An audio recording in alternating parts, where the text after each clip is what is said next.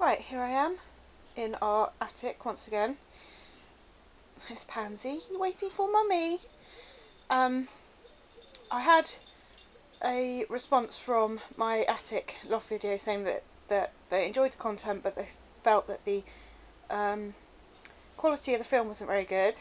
Today is the 18th of July, it's my wedding anniversary, and my husband presented me with a video camera, so I'm redoing some of my videos, and obviously I can start doing a load more. So I'm up in the attic and my ladder's down, and I'm going to give you a tour and show you how I store things in my loft. This is one end of my loft.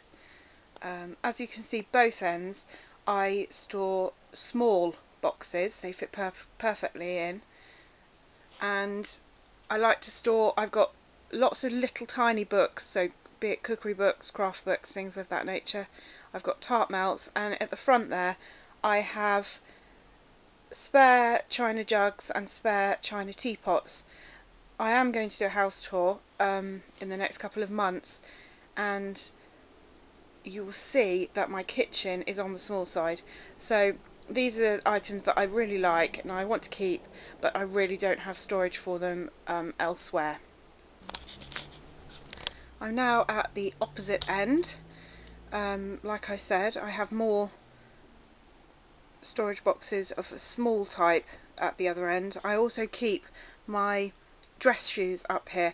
I do keep some of my nice shoes in shoe boxes in my hallway, but I do have a fair few pairs of shoes which I don't use very often, so they're just stored up here, so I can just pop up and get anything should I want them. But actually I don't actually come up here very often for shoes. So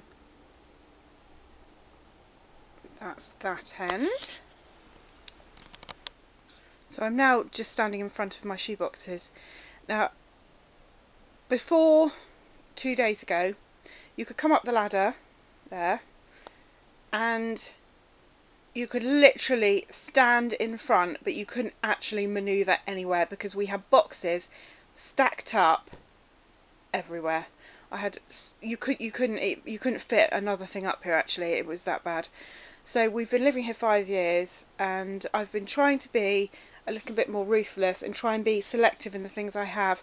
So I sorted through all my clothes which I had up here, all my shoes, everything, I had lots and lots of bags, and I went through everything, sorting through what I really wanted to keep, and also moving things like my clothes that I want to keep actually into my walk-in wardrobe. So I haven't actually got clothes and things up here anymore. So the only clothes I keep up here are my son's old baby clothes, and my old baby clothes actually I have. I also keep older linens.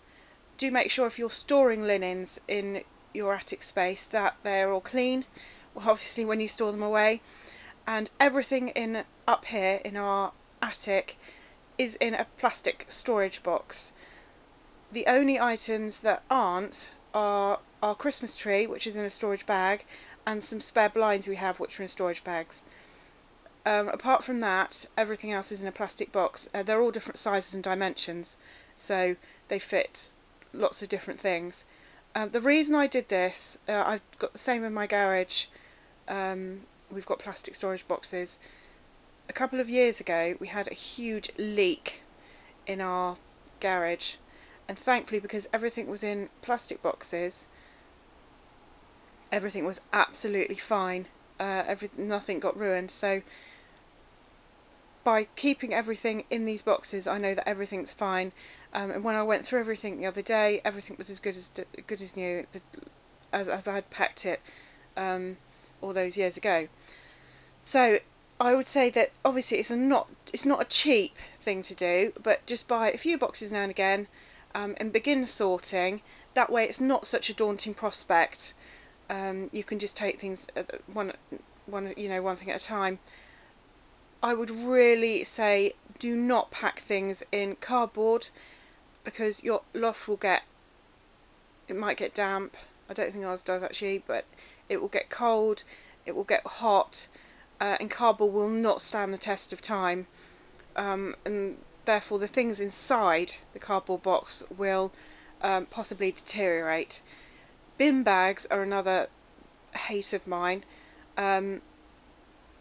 because they sweat. Everything in a bin bag will sweat in the heat. Also, because a cardboard box and a bin bag you can't see through, you have no idea what you actually have in that particular bag or box. So if you decide to have a sort out, you can't just put, or you think, oh I'd really like to find, I'd really like to put my hands on, I don't know, a set of cookery books or my old baby clothes. You have to then go through all of your boxes and bags to actually locate what you're looking for, which I think is a pain. Where I can come up here, and because everything's in clear, I can see what I'm after. So that's definitely an advantage point, really. So I'm just going to make a few points which I hope will be helpful. If you do decide to do this and store in boxes, make sure that the things that you aren't going to use as often are in your bottom boxes. You don't want to have to start taking down stacks of boxes to get to your bottom one. So I've got in that bottom one there old bags, spare bags, which I'm not going to need, but I want to keep them. So, but on top, in this bin here, I have spare Christmas cards. So obviously they're only going to need to be accessed once a year at Christmas, but they're on the top of a pile, so I don't have to manoeuvre things around. Another one which I will need to access again come Christmas. We go to Disneyland Paris every year, I don't know if you can see. So, and I collect pins. So I've been collecting them for years and years. So I've got 2 pin trading bags, so I keep those to hand. But actually, apart from those 2 boxes, and I suppose really my shoes, I don't actually need to come up here to access anything. I do have a huge bin down there with some travel bags in, although we don't really use these anymore. I've got travel bags in our walk-in wardrobe. So I would say most people, old children's toys that you don't really want to get rid of, they're always up in here. My spare linens are over there, obviously all clean and just packed away for double. We don't have a double bed at the moment, so but I've got them should we change that. I have got a box of Halloween things up here, although I have to say I keep all my Christmas and Halloween bins in the garage. They're big boxes, like this size, and they've got wheels. So we keep them in the garage because I've got a lot of them, and also it's easier just to wheel them in from the garage than to bring them down from the attic. So I am going to do a garage organisation video. I'm hoping to do that today, actually, so with the help of my husband. So yeah, I would say if you can go against putting your Christmas decorations in the attic, it's easier to put them on a ground floor room if you have a large quantity.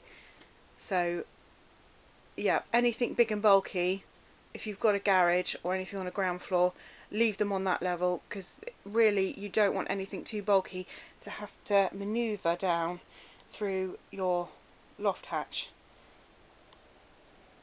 So yeah, my main tip would be sort everything out before you pack it away. Don't just pack it, because this is what I did. I packed everything into boxes, and got so kind of happy with just packing things away that when it came down to it, I hadn't been selective in what I kept.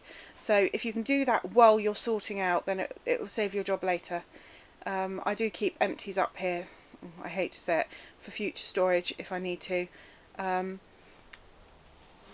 One other thing I would like to mention are the boards that you use.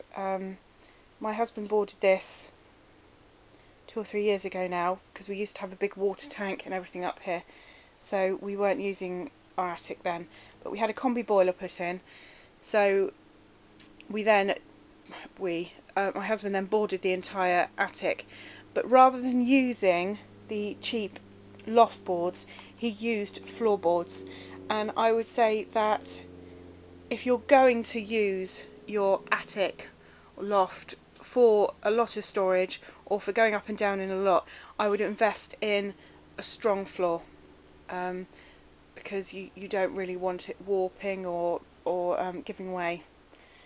So the other thing I would advise is to board right into the eaves, because otherwise you've got wasted space there, and you can fit lots of small items in under the eaves. Actually, you can fit large items too, and my husband put just little plinths along there which we stand boxes and things on.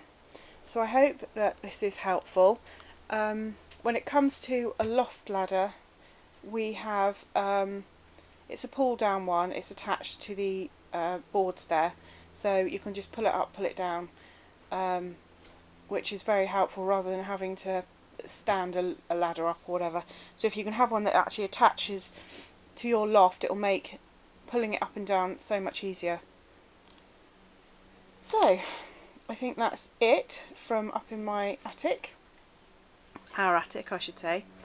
I'm going to be doing, like I said, a garage video today, I hope, so hopefully you might get some more ideas out there. But thank you for watching O2B Organised. If you enjoyed, please subscribe.